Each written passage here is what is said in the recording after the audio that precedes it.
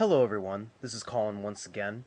I'm making another rebuttal video to the user, Ahmed's Qur'an 3. The title of the video is called Qur'an Against Christians Part 14.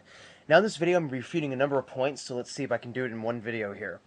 The first point I would like to refute is that the user, or excuse me, the person who opens, like the narrator, the guy who's pretty much talking with the knowledgeable individual, he makes the point that Khadijah, who was the first wife of the Prophet Muhammad, had a large Christian background. I would like the users collectively to give evidence for this. Khadijah did have a cousin who was Christian, but there's no evidence that I know of that Khadijah had a very large Christian background as they assert, therefore I'd like to know where the evidence for that is.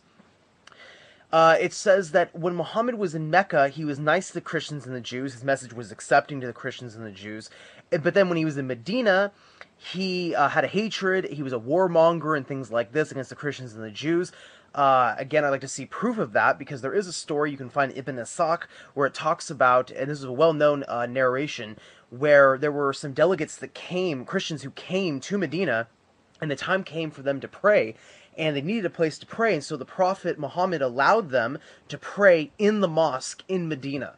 So he was very tolerant to the Christians who lived there, and there were many tribes that were in Medina. A number of them were Christian. He was very tolerant towards them, and there's no evidence that he suddenly switched his attitude to hatred and warmongering. Again, I would like to see evidence for that.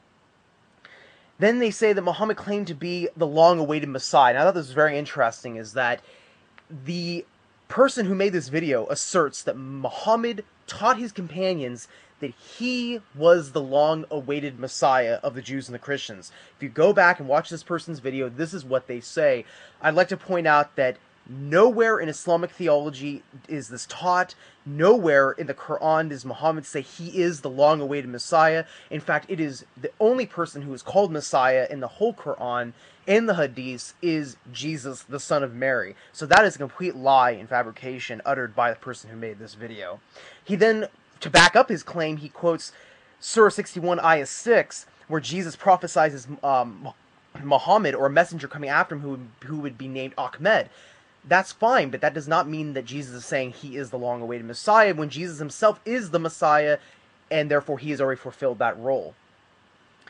Then he says the followers try and twist theology and language to prove that Muhammad was revealed in the Bible and things like this. This is a separate issue which we can talk about at another time. Then the person quotes Surah 2, Ayah 116, talks about the sons of God, and says that that this is a certain aspect of shirk and things like this, and that Muhammad didn't really understand when the Bible uses the term Son of God. I would actually argue that many Christians don't understand the term Son of God.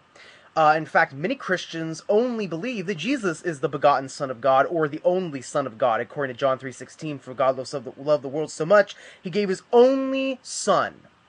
Which we know that that's not true, that many people are called sons in the Bible, but I would argue that even amongst the Christians, they don't understand what the term Son of God actually means, and I would let the Jews actually comment on that.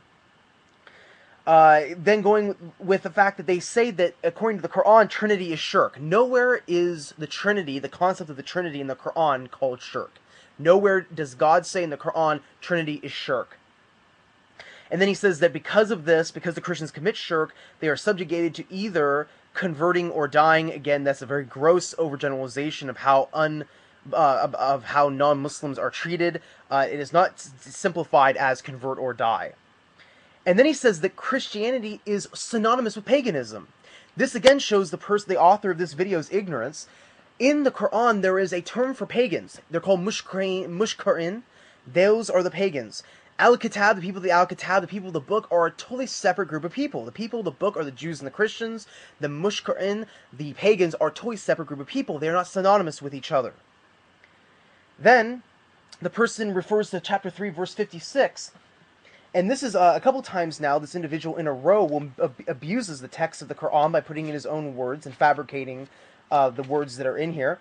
He quotes this in his video. He says, as to those who reject faith, and he says, the Jews and the Christians, I will punish them with a terrible agony in this world and in the hereafter, nor will they have anyone to help. By the way, Surah 3, Ayah 56 does not mention the Jews and the Christians, and if you look at the context, it's actually referring to to just the people who reject faith, unbelievers, i.e. pagans. There's no mention of Jews and Christians being mentioned in this passage. So you're fabricating, you're putting your own words into the Qur'an.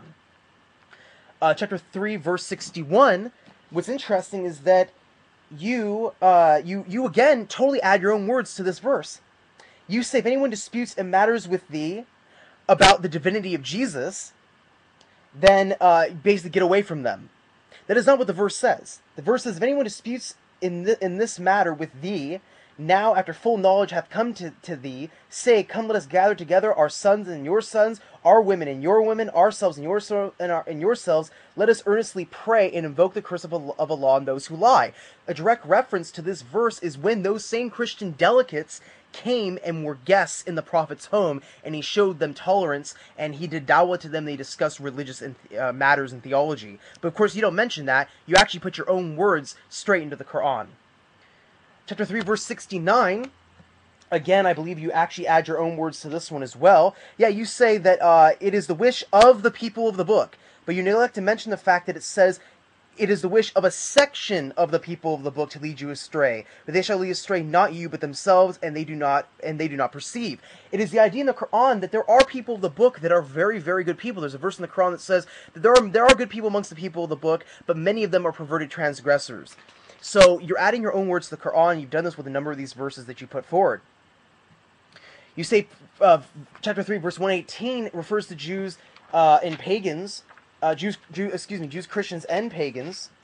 But again, you are interpolating into the text your own words.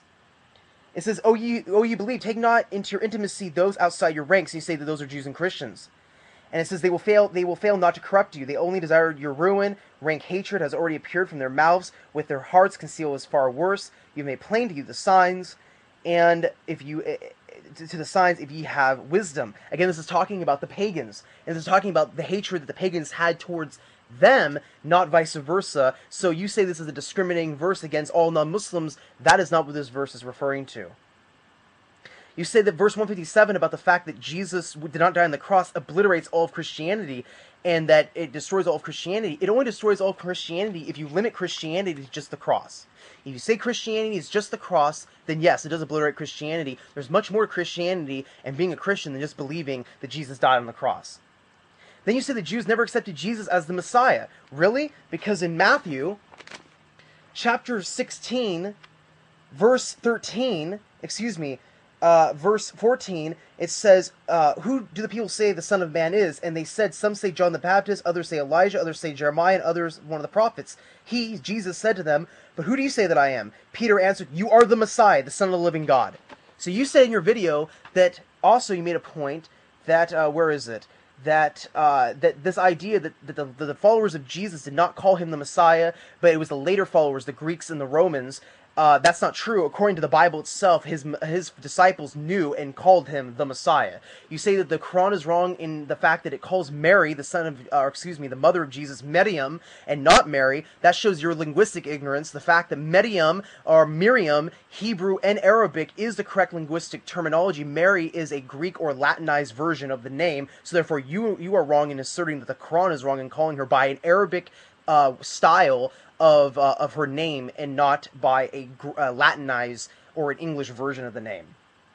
You then say that Jesus and Mary did not know a God named Allah, and that the God of Israel has no name. Really? Yeah, he does have a name. In the Hebrew Scriptures, he is called by many names. There are many names for him in the Hebrew Scriptures. He's not a God without any name, as you assert.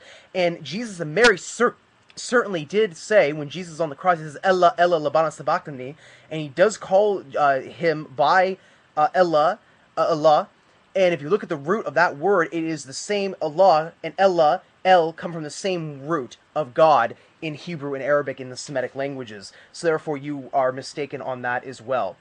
So I hope that answers the question. I hope this was an enlightened video. Peace be with you all.